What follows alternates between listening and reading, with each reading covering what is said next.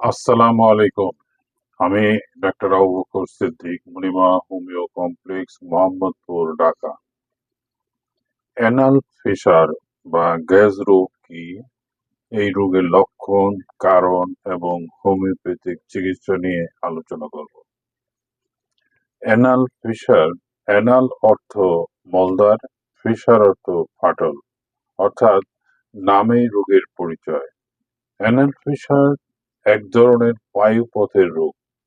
পায়খানা করার সময় খুব বেশি জ্বালাপোড়া হওয়া অথবা ছুরির দাঁড়ের মতো ব্যথা করা এটি একটি পরিচিত সমস্যা। কারো কারো ক্ষেত্রে এই ব্যথা এতই তীব্র হয় যে নিয়মিত মলত্যাগ করাই তাদের জন্য এক অসহনীয় ঘটনা হয়ে দাঁড়ায়। এই লক্ষণগুলো সাধারণত অ্যানাল ফিসারের লক্ষণ। বাংলায় এটিকে গ্যাজ রোগ হিসেবে পরিচিত। বায়ুপথের পেছনের যেই অংশে মল জমা থাকে তার নাম রেকটাম বা মলাশয়। মলাশয় থেকে মল বা পায়খানা মলদ্বার দিয়ে বের হয়ে আসে। মলদ্বারের মুখের চারপাশে যে মাংসপেশি থাকে তাতে চাপ প্রয়োগ করে পায়খানা রাস্তার মুখ বন্ধ করা বা খোলা যায়। মলত্যাগের সময় খুব জোরে চাপ দিলে পায়খানা শক্ত হলে মলদ্বারের মুখের চারপাশের চামড়া অনেকটা সময় ফেটে যায় বা চিড়ে যায়। মলদ্বারের এই ক্ষতকে অ্যানাল ফিসার বা গ্যাজ রোগ বলে। গ্যাজ রোগ হলে মলত্যাগের সময় এই ফাটা বা চিড়ে যাওয়া অংশে প্রচন্ড জ্বালা-পোড়া তীক্ষ্ণ ব্যথা অনুভূত হয়।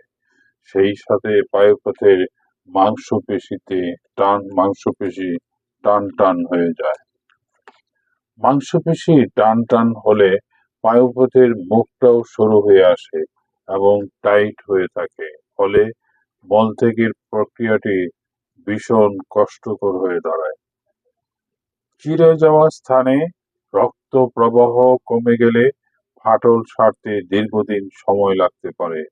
এভাবে অনেকের দীর্ঘমেয়াদী বা ক্রনিক অ্যানাল ফিসারের সমস্যা দেখা দিতে পারে।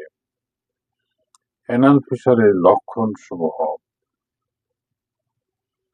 পায়খানার রাস্তায় তীব্র ও ধারালো ব্যথা হওয়া, পায়খানায় উজ্জ্বল লাল রঙের রক্ত জমা, বায়ুপথে চুলকানি হওয়া, মলত্যাগের সময় ব্যথা, অন্ত্রের গতির পরে কয়েক ঘন্টা ধরে ব্যথা হতে পারে, মলদ্বারের ত্বকে লক্ষণীয় ফাটল, মলদ্বারের ফিসারের পাশে ত্বকের অংশে স্কিন টেগ বা সামান্য পিণ্ড দেখা দিতে পারে এবং মলদ্বার সরু হয়ে যায়।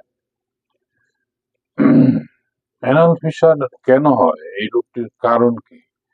যেসব কারণে অ্যানাল ফিসার দেখা দিতে পারে তার মধ্যে উল্লেখযোগ্য যে কারণটি সেটি হলো গ্যাস রোগের সবচেয়ে সাধারণ কারণ হলো কষা পায়খানা বা কোষ্ঠকাঠিন্য। গর্ভবতী অবস্থায় অ্যানাল ফিসার দেখা দিতে পারে। পরিপাকতন্ত্রের প্রদাহজনিত রোগ এই রোগের একটি কারণ।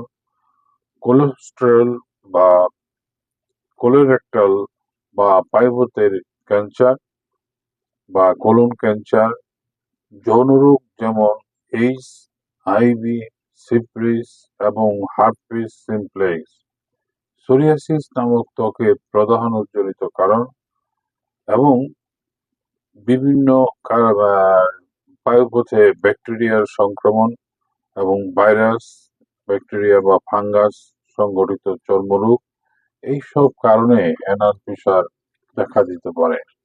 অ্যানাল ফিসার চিকিৎসাটি একটি জটিল টাইপের চিকিৎসা, কারণ একজন হোমিওপ্যাথিক অভিজ্ঞ চিকিৎসকের দ্বারা চিকিৎসা না নিলে আপনার জটিলতা দেখা দিতে পারে। কারণ এই ভিডিওতে দেখে ঔষধ কিনে লক্ষণ মিলিয়ে যখন ঔষধ খাবেন, জটিলতা দেখা দিলে পরবর্তীতে কি ওষুধ হবে সেটা তারা আপনার জানা নাই। যার জন্য আমার পরামর্শ হলো একজন অভিজ্ঞ হোমিও চিকিৎসকের দ্বারা চিকিৎসা দেওয়া বা চিকিৎসা নেওয়া।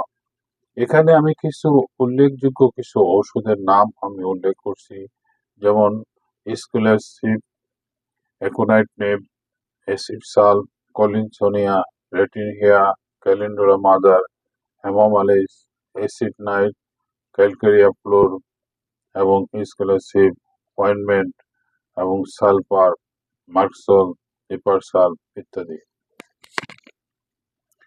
এই ওষুধগুলি আসলে লক্ষণ অনুসারে যে ওষুধটি প্রয়োজন মানে প্রযোজ্য, ঠিক সেই ওষুধটি দেওয়া লাগবে।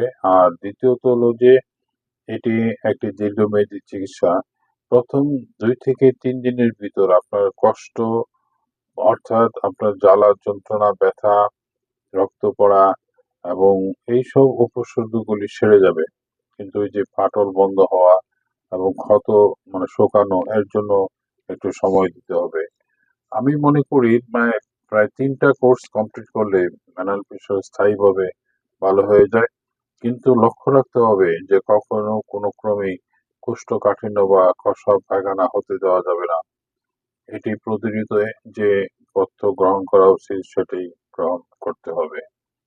আমার সাথে পরামর্শের জন্য আমার মোবাইল নাম্বার 01733 162976। আপনার সুস্থতা কামনা করে এখানেই শেষ করছি। আল্লাহ হাফিজ।